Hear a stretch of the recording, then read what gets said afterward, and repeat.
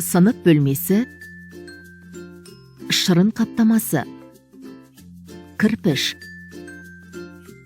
Бұл заттардың бәрі тікбұрышты параллелепипед туралы түсінік береді.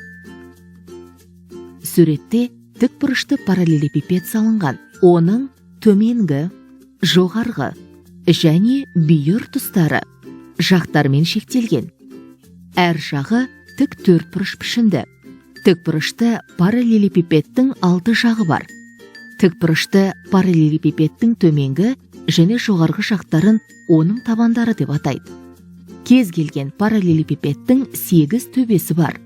Оларды латын алфавитінің бас әріптерімен белгілейді. А, Б, С, Д, Е, М, К, Ф. Жақтар тікбұрышты параллелепипедтің қырлары бойынша қиылысады.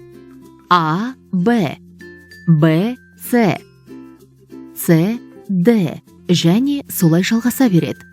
Тікбұрышты параллелепипедтің барлығы 12 қыры бар. Тікбұрышты параллелепипедтің бір төбеде түйіскен 3 қырын оның ұзындығы, ені және биіктігі деп атайды. Барлық қабырғалары тең тікбұрышты текше, куб деп атайды. Кубтың әр жағы шаршы деп аталады. Суретте тікбұрышты параллелепипед пішінді қорап көрсетілген. Егер оның тігінен түскен қырларын кесіп жазсақ, тікбұрышты параллелепипедтің жаймасы пайда болады.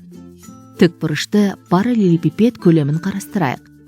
Егер тікбұрышты параллелепипедтің 3 өлшемі, ұзындығы, ені, биіктігі бір сызықтық бірлікпен өлшенген және А, Б және С натурал сандарымен өрнектелген болса, онда тікбұрышты параллелепипедтің көлемі оның 3 өлшемінің көбейтіндісіне тең.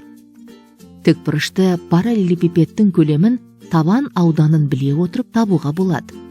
Тікбұрышты параллелепипед табанының ауданы S тең болады А көбейту Б. Сәйкесінше тікбұрышты параллелепипедтің көлемі S көбейтілген С болады. Ал енді текшенің көлемін қарастырайық. Текшенің барлық қырлары тең болғандықтан, оның көлемі қырының 3-ші дәрежесіне тең.